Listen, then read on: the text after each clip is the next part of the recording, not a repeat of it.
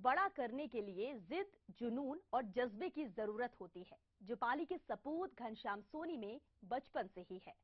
सूरत में नौकरी करने वाले इस आईआरएस ऑफिसर ने अपनी माटी के लिए जो किया है, वो अपने आप में एक मिसाल है। आप भी जानिए।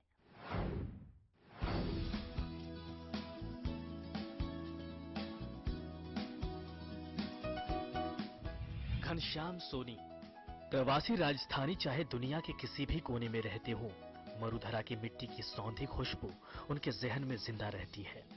वो चाहे बिजनेस कर रहे हों या फिर नौकरी, अपनी मायड़ भूमि के लिए बहुत कुछ करने की तमन्ना हमेशा रहती है। पाली की सोजत तहसील के मेलावास गांव के सपूत घनश्याम सोनी एक ही शख्सियत हैं जो सूरत में आईआरएस की सर्विस के बावजूद अपनी मातृभूमि के लिए बहुत कुछ कर रहे हैं। मोदी के स्वच्छ भारत मिशन के ऐलान के साथ ही सोनी ने भी अपने गांव को देश का सबसे आदर्श ग्राम बनाने की ठान ली और इसकी शुरुआत पौधरोपण से की। खुद के खर्च और गांव वालों के सहयोग से 10,000 पौधे लगाकर अपने गांव को हरा भरा बनाया और बाद में इसे स्वच्छ बनाने के लिए ग्रामीणों को प्रेरित भी किया। मेलावास को सीसीटीवी कैमरे, वाईफाई से लैस करने के साथ ही बहुत से विकास कार्य करवाए, जिससे कि इस गांव को एक मॉडल गांव का रूप दे सके।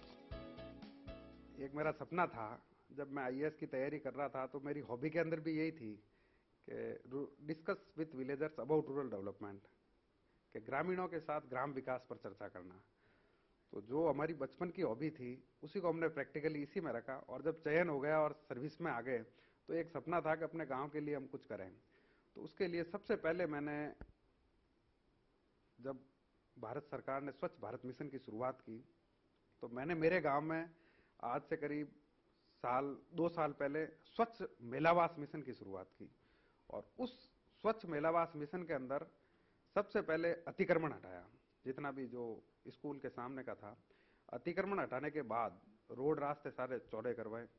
उसके बाद बारिश का मौसम आया, तो बारिश के मौसम में हमने वहां पे 2 किलोमीटर के अंदर ट्री प्लांटेशन करवाया, और ट्री प्लांटेशन के साथ एक ग्रीन वॉकवे, ग्रीन बेल्ट को बनवाया। इसके बाद हमने उसको, मेरे दिमाग में आया कि केवल ग्रीन बेल्ट ही नहीं, जब एनवायरमेंट अवेयरनेस के लिए अपन काम कर रहे हैं तो क्यों नहीं ग्रीन एनर्जी के कंसेप्ट को भी लिया जाए। तो ग्रीन एनर्जी के लिए मैंने सेंट्रलाइज सोलर स्ट्रीट लाइट का एक प्लांट 9 किलोवाट का हमारे गांव की जो गौशाला है उसकी छत के ऊपर डेवलप करवाया, और उसकी बदौलत करीब 130 एलईडी लाइट जो हमारे गांव के अंदर लगी हुई है, वो सारी ऑटोमेटिकली शाम में शुरू होती है और सुबह में मतलब ऑफ हो जाती है। सोलर लाइट का जब हमने कंसेप्ट लिया तो फिर उसके अंदर एक स्टेप मैंने आगे बढ़ाया। मैंने कहा क्यों नहीं केवल सोलर लाइट से ही काम नहीं चलेगा, क्योंकि हमारे गांव के अंदर माइग्रेट लोग ज्यादा है, बाहर प्रवासी है, बिजनेस करते हैं, चेन्नई, तमिलनाडु, बैंगलोर, सूरत। तो मैंने कहा कि भाई सीसीटीवी कैमरे क्यों नहीं लगा दिए जाए।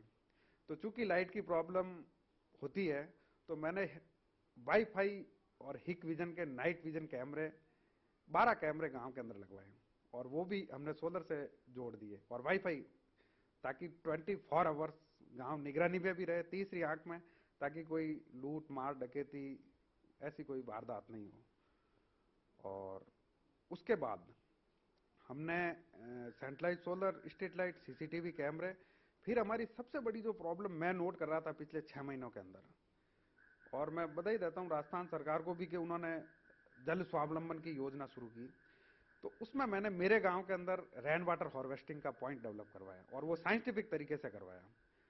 बाकायदा ट्यूबवेल की गाड़ी मंगवा करके 250 फीट गहरा करवा करके कंक्रीट वगैरह डाल करके, पूरा हमारी ग्राम पंचायत से आवाज है, उस पंचायत टीम ने भी पूरा सपोर्ट और सहयोग किया उसके अंदर। और वो मैं बताऊं, रेन वाटर हार्वेस्टिंग का इतना सफलतम उदाहरण रहा कि जब गांव के अंदर जो हमारा सार्वजनिक नलकूप है जिससे जल सप्लाई होती है, वो आधे घंटे बाद, घंटे भर बाद चलने के बाद बंद हो जाता था, और जल स्तर करीब 600 फीट नीचा चला गया था, क्योंकि ऑलरेडी हमारा पाली जिले की जो मेरी तहसील है वो ब्लैक जोन के अंदर है। तो इसके बाद मैंने देखा कि आज जल स्तर 150-160 फीट पे आ गया। तो ये समझता हूं मेरी बहुत बड़ी उपलब्धि है, क्योंकि आने वाली जनरेशन के लिए जल है तो जीवन है, तो उसके लिए हमें काम करना जरूरी था। फिर हमने क्या किया कि ये सारा जब रेन वाटर हार्वेस्टिंग, सीसीटीवी कैमरे, ये सब चीजें हुई, उसके बाद मेरा मंतव्य था कि गांव के अंदर एक लाइब्रेरी हो। तो एक प्योर एनजीओ है, दिल्ली बेस है, मेरे मित्र प्रशांत सिंह जी, उनका, तो हमने उनको निवेदन किया, वो काफी अच्छा काम कर रहे हैं।